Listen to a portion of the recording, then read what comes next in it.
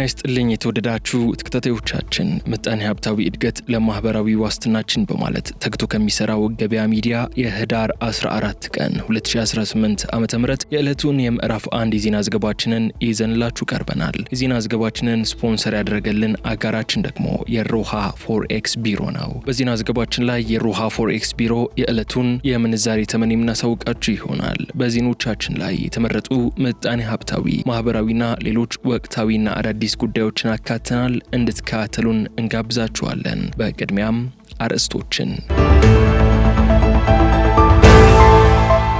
የመንግስት ሰራተኞችን የቤት ባለቤት ለማድረግ እየተሰራ ነው ተብሏል። ከዚህ ጋር ተያይዞ የተሰማ መልካም ዜናም አለ።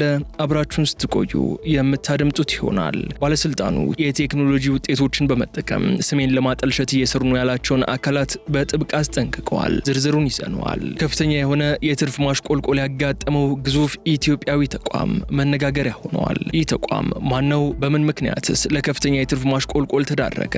አብራችሁን ስትቆዩ በዝርዝር የምትሰሙት መረጃ ነው። አስፈሪውና ገዳዩ ቫይረስ አሁንም የሰዎችን ህይወት መቅጠፉን ቀጥሏል። ከዚህ ጋር በተያያዘ ከሚኒስትሩ የተሰማ ጉዳይ አለ። የምትሰሙት መረጃችን ነው። የተከበራችሁ ተከታታዮቻችን የእነዚህና ሌሎች ጉዳዮችን ዝርዝር እናደርሳችኋለን። በድጋሜ አብራችሁን ቆዩ። አሁን ወደ ዝርዝር ጉዳዮች እንለፍ። የ32 ዓመታት የሪል ስቴት ልምድ ያለውና በሀገራችን የመጀመሪያው ሪል ስቴት አያት ካሳንቺስ በሚገኘው ሳይት በ3 ሚሊዮን 400 ሺህ ብር ብቻ ቤቶችን እየሸጠ ይገኛል። እንዲሁም ከባለ 1 መኝታ 45 ካሬ እስከ ባለ 4 መኝታ 160 ካሬ አፓርትመንት ቤቶችን ለሽያጭ ማቅረባችንን ስንገልጽ በታላቅ ደስታ ነው። 25% ቅናሽ ለሚጠቀሙ 10 እድለኞች ብቻ ባለ 1 መኝታ 45 ካሬ በ3 ሚሊዮን 442 ሺህ ብር፣ ባለ 2 መኝታ 80 ካሬ በ6 ሚሊዮን 120 ሺህ ብር፣ ባለ 3 መኝታ 105 ካሬ በ8 ሚሊዮን 33 ሺህ ብር፣ ባለ 3 መኝታ 115 ካሬ በ8 ሚሊዮን 790 ሺህ ብር ብቻ፣ ባለ 4 መኝታ 140 ካሬ በ10 ሚሊዮን 71 ሺህ ብር ብቻ እንዲሁም 160 ካሬ በ12 ሚሊዮን 240 ሺህ ብር ብቻ ለሽያጭ አቅርበዋል። ይፍጠኑ። ለበለጠ መረጃ በ0960 77 77 79 ላይ ይደውሉ። አያት ሪል ስቴት። የቡድን 20 ጉባኤ ላይ እየተሳተፉ የሚገኙት ጠቅላይ ሚኒስትር ዶክተር አብይ አህመድ ከተለያዩ ሀገራትና ተቋማት መሪዎች ጋር ምክክር ማድረጋቸው ተገለጸ። ጠቅላይ ሚኒስትሩ በደቡብ አፍሪካ ቀጠለው የቡድን 20 ጉባኤ ጎን ለጎን ከአቡዳቢ ልዑል አልጋ ወራሽ ሼክ ካሊድ ቢን መሐሙድ ቢን ዛይድ አልናህያን ጋር ስትራቴጂካዊ ትብብርን በማጠናከር ለበለጠ የጋራ እርምጃ እድሎችን መመልከት ላይ ያተኮረ ውይይትን አድርገዋል። በሌላ በኩል ዶክተር አብይ አህመድ ከቱርክ ፕሬዚዳንት ሬሲፕ ጣይብ ኤርዶሃን ጋር በኢኮኖሚ የባህል ወዳጅነት ግንኙነት ዘላቂ ልማት በአየር ንብረት ጥበቃ ስራዎችን በሚያካትቱ የተለያዩ ርዕሰ ጉዳዮች ላይ ውጤታማ የተባለ ውይይት ማድረጋቸው የተገለጸ ሲሆን በተጨማሪም ከፊንላንድ ፕሬዚዳንት አሌክሳንደር ሳብ ጋር በቀጠናዊ በባለብዙ ወገን ትብብርና በሁለትዮሽ ግንኙነት በትምህርት የአየር ንብረት ጥበቃ ስራና በኢትዮጵያ በተከፈተው የኢኮኖሚ ምህዳር ስላሉ የኢንቨስትመንት እድሎች ተወያይተዋል። ከዚህ በተጨማሪ ጠቅላይ ሚኒስትሩ ከአውሮፓ ህብረት ምክር ቤት ፕሬዚዳንት አንቶኒዮ ኮስታ ጋር የሁለትዮሽ ውይይት ያካሄዱ ሲሆን በተለያዩ ዘርፎች የኢትዮ አውሮፓ ትብብርን የበለጠ ለማጠናከር ተስማምተዋልም የተባለ ሲሆን ዶክተር አብይ በደቡብ አፍሪካ ያደረጉት ባለው ቆይታ ከፈረንሳዩ ፕሬዚዳንት ኢማኑኤል ማክሮን ጋር በመገናኘት ጠንካራ ስለሆነው የሁለቱ ሀገራት ትብብርና ስላለበት ደረጃ መምከራቸው ተገልጿል። ጠቅላይ ሚኒስትር ዶክተር አብይ አህመድ ከጀርመን ቻንስለር ፍሬድሪክ ሜርዝ ጋርም የተወያዩ ሲሆን ውይይቱ በቁልፍ የጋራ ፍላጎት ጉዳዮች ላይ ያተኮረ ሲሆን የኢትዮጵያና ጀርመን ትብብርን ለማጠናከር የሚረዱ መንገዶችን ለመፈለግ ኢትዮጵያ ያላትን ፍላጎት ገልጿል ተብሏል። ከዚህ በተጨማሪ ከኖርዌይ ጠቅላይ ሚኒስትር ጆናስ ጋሃርስተር ጋርም በአየር ንብረት ጥበቃ ስራ ትብብር የጋራ ትኩረት በሚሹ የባለብዙ ወገን ጉዳዮች ብለውም ትብብራቸውን በሚያጠናክሩና ዘላቂ እድገትን በሚያሳድጉ የኢንቨስትመንት እድሎች ላይ መወያየታቸውን ከጠቅላይ ሚኒስትር ጽሕፈት ቤት የተገኘው መረጃ ያሳያል።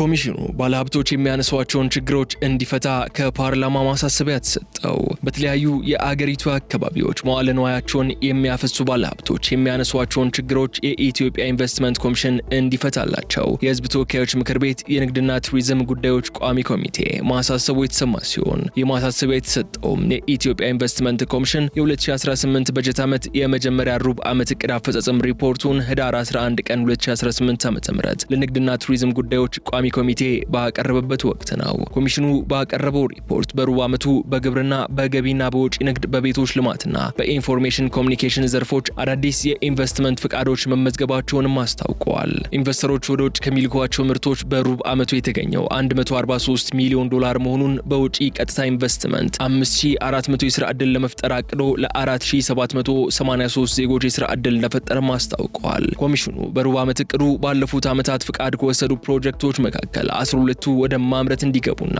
አገልግሎት እንዲሰጡ ለማድረግ አቅዶ ለማሳካት የቻለው 7ቱን እንደሆነም ገልጿል። በተጠቀሰው ጊዜ 10 ፕሮጀክቶች አፈጻጸማቸውን ባለማቅረባቸውና ፍቃድ ባለማደሳቸው የጽሑፍ ማስጠንቀቂያ 3 ፕሮጀክቶች የኢንቨስትመንት ማበረታቻ ለሶስተኛ ወገን አስተላልፈው በመገኘትና የቀረጥ ነጻ መብትን ያለ አግባብ በመጠቀማቸው የኢንቨስትመንት ፍቃዳቸው መሰረዙን፣ አንድ ፕሮጀክት አልሚው በወሰደው መሬት የማምረቻ ሼድ ገንብቶ ለ2 ድርጅቶች ያለ ኮሚሽኑ እውቅና አስተላልፎ በመገኘቱ የኢንቨስትመንት ፍቃዱ መሰረዙንና 5 ፕሮጀክቶች የኢንቨስትመንት ማበረታቻን ለታለመለት ዓላማ ባለማዋላቸው ለጉምሩክ ኮሚሽን ቀረጥና ታክስ እንዲከፍሉ መደረጋቸውን ኮሚሽኑ አስታውቋል። የመሬት አቅርቦት፣ የኤሌክትሪክ ኃይል መስመር ዝርጋታ፣ ማቴሪያሎች እጥረት፣ ምርቶችን ወደ ገበያ ለማውጣት የመንገዶች አለመሟላት፣ ተለዋዋጭ የሆኑ ዓለም አቀፋዊ የጸጥታ ችግሮች ምክንያት የሎጂስቲክስ አገልግሎት መዛባት፣ በአገር ውስጥ የጸጥታ ችግሮች፣ የህጎች የመመሪያዎችና የአሰራሮች ኢተገማችነት በሩብ ዓመቱ ያጋጠሙ ተግዳሮቶች መሆናቸው ኮሚሽኑ አብራርተዋል። የቋሚ ኮሚቴው ምክትል ሰብሳቢ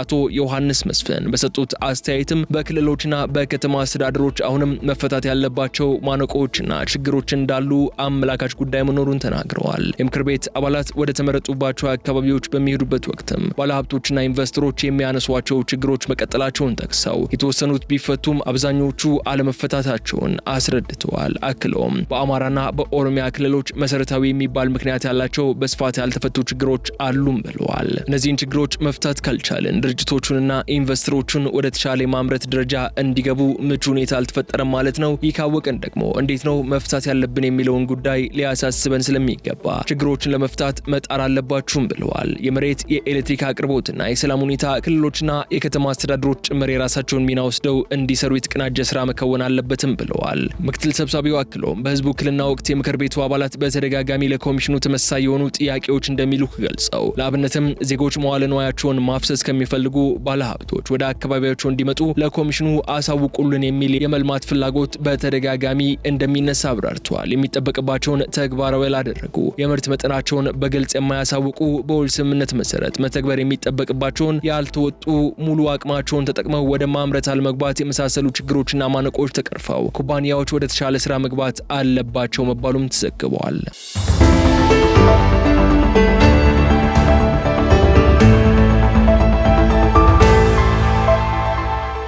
በማርበርግ ቫይረስ ተጨማሪ ሰው ህይወት ማለፉ ተገለጸ።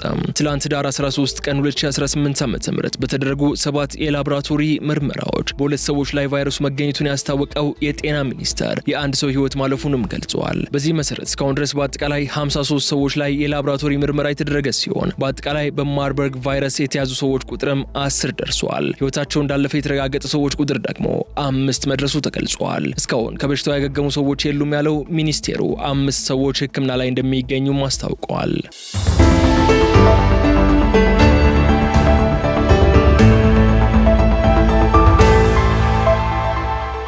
የኢትዮ ቴሌኮም የተጣራ ትርፍ በከፍተኛ ሁኔታ ማሽቆልቆሉ ተሰማ።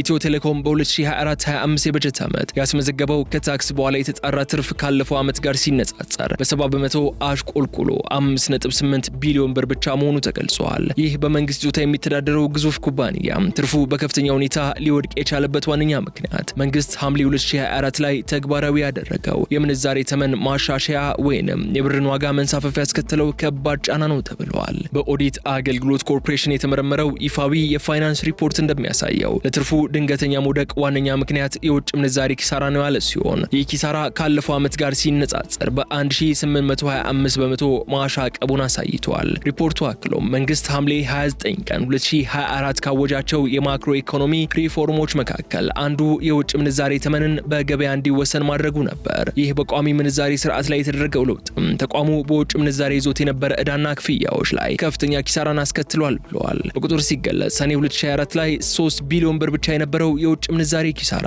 ሰኔ 2025 ላይ ከ42 ቢሊዮን ብር በላይ ሆኖ ተመዝግበዋል። ይህ ኪሳራ በዋናነት ተቋሙ በውጭ ምንዛሬ ያለበትን ዕዳ ለመክፈል የሚያስፈልገው የብር መጠን በከፍተኛ ሁኔታ መጨመሩን ያሳያል። ይህ በእንዲህ እንዳለ የኢትዮ ቴሌኮም ጠቅላላ ገቢ በበጀት ዓመቱ በ62 በመቶ አድጓል የተባለ ሲሆን በ2024 ከነበረበት 91 ቢሊዮን ብር በ2025 ወደ 148 ቢሊዮን ብር ከፍ ያለ ሲሆን ተቋሙ ከታክስ በፊት 20 ቢሊዮን ብር ትርፍ ማስመዝገቡም ተሰምተዋል። ነገር ግን ከላይ የተጠቀሰው የ42 ቢሊዮን ብር የውጭ ምንዛሬ ኪሳራ ይህንን የተገኘው ገቢ በመሻር የተጣራ ትርፉ በ70 በመቶ እንዲወድቅ አስገድዶታል። ይህ ኪሳራ የተመዘገበውም ተቋሙ ያለበትን የውጭ ዕዳ ተከትሎ ሲሆን በሪፖርቱ መሰረት ከሆነም ኢትዮ ቴሌኮም ወደ 30 ቢሊዮን ብር የሚጠጋ ፕሮሚሰሪ ኖት ወይንም የዕዳ ማስታወሻ ያለበት ሲሆን ከዚህ ውስጥ ትልቁን ድርሻ ወይንም 21.5 ቢሊዮን ብር የሚሆነው የያዘው የቻይናው የቴክኖሎጂ ግዙፍ ኩባንያ ህዋዌ ነው። ይህ ዕዳ ተቋሙ ለቀጣይ ትውልድ ኔትወርክ ማስፋፊያ የወሰደውን የፋይናንስ አካል መሆኑም ተገልጿል። የምንዛሬ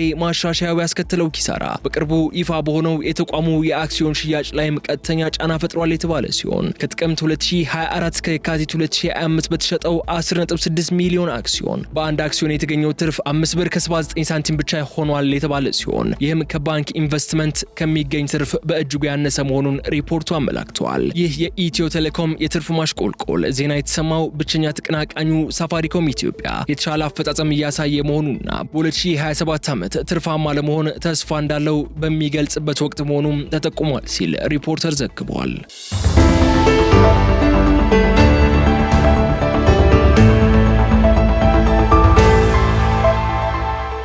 ባለስልጣኑ የተቋሙን ስም ለማጠልሸት የሚጥሩ አካላትን አስጠነቀቀ። የአዲስ አበባ ከተማ አስተዳደር ደንብ ማስከበር ባለስልጣን ሰሞኑን በከተማዋ ወንዝና የወንዝ ዳርቻዎች የሚበክሉና በኮሪደር መሰረተ ልማቶች ጉዳት በሚያደርሱ አካላትና በሌሎች የደንብ መተላለፎች ላይ ጠንካራ የቁጥጥርና የደንብ ማስከበር ስራ ላይ እንደሚገኝ አስታውቀዋል። በመሆኑም የባለስልጣኑን ደንብና ሕግ የማስከበር ተግባር ለማስተጓጎልና የተቋሙን ስም ለማጠልሸት የደንብ ማስከበር አባላት በማስመሰል በፎቶሾፕና በአርቲፊሻል ኢንተለጀንስ ፎቶዎችና ቪዲዮዎችን አቀነባብሮ በመስራት በሶሻል ሚዲያዎች ሲዘዋወር መመልከቱን ገልጿል። በዚህም መሰረት ጉዳዩን ሲከታተል የቆየ መሆኑን የገለጸው ባለስልጣኑ የተለቀቁት ፎቶዎችና ቪዲዮዎች የደንብ ማስከበር አባላት አለመሆናቸውና አብዛኞቹ ቪዲዮዎች የአዲስ አበባ ከተማ አለመሆናቸውን አረጋግጫለሁም ብለዋል። ባለስልጣኑ ከጸጥታ አካላት ጋር በመሆን ግለሰቦችና ተቋማቶቹ ከዚህ በፊት እንዳደረገው ሁሉ በህግ አግባብ ተጠያቂ ለማድረግ እየሰራ መሆኑን የገለጸ ሲሆን ህብረተሰቡ መረጃው የውሸት መሆኑን በመረዳት የተሳሳተ መረጃ የሚሰጡ ግለሰቦች ሀሳባቸውን ባለመደገፍና ባለማጋራት የበኩሉን እንዲወጣ ጥሪውን አቅርበዋል። ባለስልጣኑ መረጃዎቹ ሆነ ተብለው የተዘጋጁ አሉባልታና የሐሰት መሆናቸውን ገልጾ ድርጊቱ ህገወጦችን የሚደግፍና የሚያበረታታ በመሆኑ ሊታረም እንደሚገባም አስታውቀዋል። አክሎም አዲስ አበባ ከተማን ውብ፣ ጽዱ፣ ለነዋሪዎቿና ለእንግዶቿ ምቹ ለማድረግ የደንብ መተላለፎች ለመከላከልና የኮሪደርና የወንዝ ዳርቻ መሰረተ ልማቶች ደህንነት ለማስጠበቅ የተሰጠውን ኃላፊነት ለመወጣት ቀን ከሌት እየሰራ ያለውን ስራ በሐሰት መረጃዎች አይደናቀፍም ያለው ባለስልጣኑ በሐሰት መረጃና በአሉባልታዎች የተቋሙን ስም ለማጠልሸትና ለህብረተሰቡ የተሳሳተ መረጃ የሚሰጡ ግለሰቦችና ተቋማት ከድርጊታቸው እንዲቆጠቡም አሳስበዋል።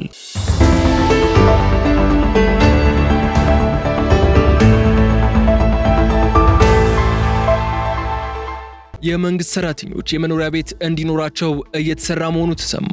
የሲቪል ሰርቪስ ኮሚሽን የመንግስት ሰራተኞችን ህይወት ለማሻሻል በአመቱ መጨረሻ ቦነስ የሚያገኙበት አሰራርና የመኖሪያ ቤት ችግር የሚፈታበት ስርዓት ለመፍጠር እየሰራ መሆኑን አስታውቀዋል። ኮሚሽኑ ይህንን ያስታወቀው የህዝብ ተወካዮች ምክር ቤት የሰው ሀብት ልማት ስራ ስምሪትና ቴክኖሎጂ ጉዳዮች ቋሚ ኮሚቴ የሲቪል ሰርቪስ ኮሚሽንን የ2018 በጀት ዓመት የመጀመሪያ ሩብ ዓመት አፈጻጸም ሪፖርት ህዳር 12 ቀን 2018 ዓ.ም በገመገመበት ወቅት ነው። ከተጀመረው የሪፎርም ስራ ጋር በተገናኘ የማትጊያ መመሪያ ለማውጣት ዝግጅት እየተደረገ መሆኑን የገለጹት የሲቪል ሰርቪስ ኮሚሽን ዶክተር መኩሪያ ኃይሌ በዚህ መመሪያ መሰረት በየዓመቱ ጥሩ ውጤት የሚያመጡ የመንግስት ሰራተኞችን ቦነስ የሚያገኙበት ሁኔታ እንደሚፈጠር አስረድተዋል። አክሎም ከከተማ ልማትና መሰረተ ልማት ሚኒስቴር ጋር በመሆን የመንግስት ሰራተኞች የቤት ችግር የሚፈታበትን መንገድ እየተነጋገርን ነው ያሉት ኮሚሽነሩ የመንግስት ሰራተኞች በማህበር ተደራጅተው ቤት የሚያገኙበት አሰራር ይፈጠራልም ተብለዋል። ከዚህ ባሻገር ኮሚሽነሩ ሚኒስተሩ ባቀረቡት ሪፖርት በአመት 100,000 የመንግስት ሰራተኞች እንደሚቀጠሩ፣ 40,000 ያህሉ ጥሮታ እንደሚወጡና 30,000 የሚሆኑት ደግሞ ዩኒቨርሲቲ እንደሚገቡ ገልጸዋል። በተያዘው ዓመት የመንግስት ሰራተኞች ቆጠራ እንደሚከናወን የገለጹት ኮሚሽነሩ በዚህ የማጣራት ሂደት በስራ ላይ ሳይኖር ደሞዝ የሚከፈለው እንዲሁም ከስራ ለቆ ደሞዝ የሚከፈለውና 2 እና 3 ቦታ ደሞዝ የሚከፈለውን ለመለየት ዝግጅቱ ተጠናቋልም ብለዋል። በመድረኩ በሲቪል ሰርቪስ አገልግሎት አሰጣጥ ላይ ተገልጋዮች በተደጋጋሚ ብልሹ አሰራርና ሌብነት መበራከቱን እንደሚያነሱ እንዲሁም በሰው ኃይል ቅጥር፣ በምልመላ፣ በምደባ፣ በዝውውርና በደረጃ እድገት የፍትሃዊነት መጓደል፣ በእጅ መንሻ ወይም በገንዘብ አገልግሎት የሚሰጡ አካላትን በማረም ፍትሃዊ አገልግሎት ለማረጋገጥ ምን እየተሰራ ነው የሚለው ጥያቄ ከቋሚ ኮሚቴው መቅረቡም ተሰምቷል። ለዚህ ምላሽ የሰጡት ዶክተር ሙክሪያ ቅጥርና የሰው ኃይል ስምሪት በአርቲፊሻል ኢንተለጀንስ አማካይነት ለመጀመር ቅድመ ዝግጅት መደረጉን ገልጸዋል። አክሎም የዓለም አቀፍ የኢንዱስትሪ ክፍፍልና የሙያ ምድብ ልምዶችን በማከል አሰራር ገለልተኛ የሆኑ መለኪያዎች እንዲኖሩ በማድረግ አደረጃጀትና የሰው ኃይል ብዛትን ለመወሰን የዓለም አቀፍ ምርጥ ተሞክሮ በመውሰድ የሰው ኃይል እንዳይበዛና እጥረትም እንዳይኖር የስራ ሂደት እየተቀረጸ መሆኑን አስረድተዋል። በዚህም ምጥን የሆነ የሰው ኃይል ለመፍጠር ዝግጅት እያደረግን ነውም ብለዋል። ዘገባው የሪፖርተር ነው።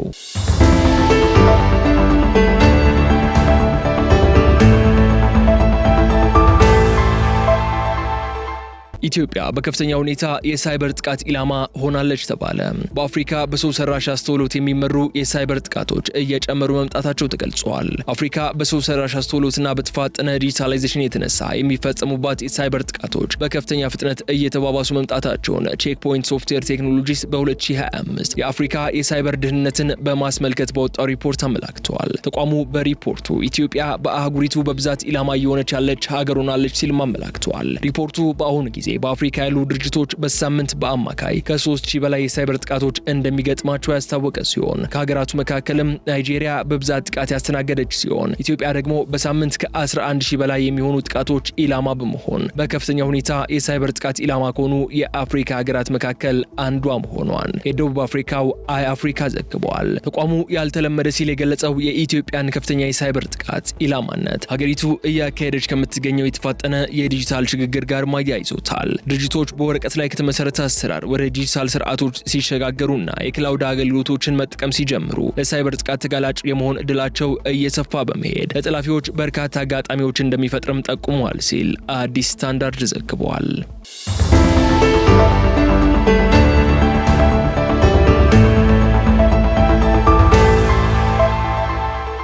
የተወደዳችሁ ተከታታዮቻችን የዕለቱን የምዕራፍ 1 የዜና ዘገባችንን የተከታተላችሁትን ይመስላል። አሁን ደግሞ የሮሃ ፎሬክስ ቢሮን የዕለቱን የምንዛሬ ተመን እናሳውቃችኋለን። በዛሬው ዕለት ሮሃ የፎሬክስ ቢሮ አንዱን የአሜሪካ ዶላር 173 ብር ከ5 ሳንቲም በመግዛት 176 ብር ከ97 ሳንቲም ሽጧል። አንዱን የታላቋን ብሪታንያ ፓውንድ ስተርሊንግ 219 ብር ከ6 ሳንቲም ተገዝቶ 223 ብር ከ99 ሳንቲም ተሽጧል። አንዱን ዩሮ 194 ብር ከ6 ሳንቲም ተገዝቶ 198 ብር ከ49 ሳንቲም ተሽጧል። አንዱን የስዊዝ ፍራንክ 204 ብር ከ75 ሳንቲም ተገዝቶ 208 ብር ከ84 ሳንቲም ተሽጧል። አንዱን የአረብ ኤምሬትስ ድርሃም 45 ብር ከ9 ሳንቲም ተገዝቶ 46 ብር ከ82 ሳንቲም ሲሸጥ አንዱን የሳውዲ አረቢያ ሪያል ደግሞ 45 ብር ከ46 ሳንቲም ተገዝቶ 46 ብር ከ37 ሳንቲም ተሽጧል። የቻይና ዩዋን 22 ብር ከ85 ተገዝቶ 23 ብር ከ31 ሳንቲም መሸጡን ሮሃ የፎሬክስ ቢሮ ይፋ ያደረገውን የዕለቱን የውጭ ምንዛሬ ተመን ያሳያል።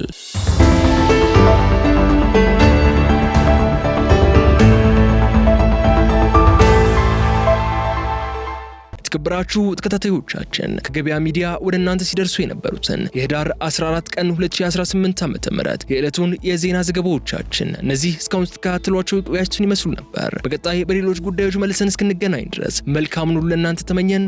ሰላም። የ32 ዓመታት የሪል ስቴት ልምድ ያለውና በሀገራችን የመጀመሪያው ሪል ስቴት አያት ካሳንቺስ በሚገኘው ሳይት በ3 ሚሊዮን 400 ሺህ ብር ብቻ ቤቶችን እየሸጠ ይገኛል። እንዲሁም ከባለ 1 መኝታ 45 ካሬ እስከ ባለ 4 መኝታ 160 ካሬ አፓርትመንት ቤቶችን ለሽያጭ ማቅረባችንን ስንገልጽ በታላቅ ደስታ ነው። 25% ቅናሽ ለሚጠቀሙ 10 እድለኞች ብቻ ባለ 1 መኝታ 45 ካሬ በ3 ሚሊዮን 442 ሺህ ብር፣ ባለ 2 መኝታ 80 ካሬ በ6 ሚሊዮን 120 ሺህ ብር፣ ባለ 3 መኝታ 105 ካሬ በ8 ሚሊዮን 33 ሺህ ብር፣ ባለ 3 መኝታ 115 ካሬ በ8 ሚሊዮን 790 ሺህ ብር ብቻ፣ ባለ 4 መኝታ 140 ካሬ በ10 ሚሊዮን 71 ሺህ ብር ብቻ እንዲሁም 160 ካሬ በ12 ሚሊዮን 240 ሺህ ብር ብቻ ለሽያጭ አቅርበዋል።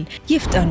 ለበለጠ መረጃ በ0960 77 77 79 ላይ ይደውሉ። አያት ሪል ስቴት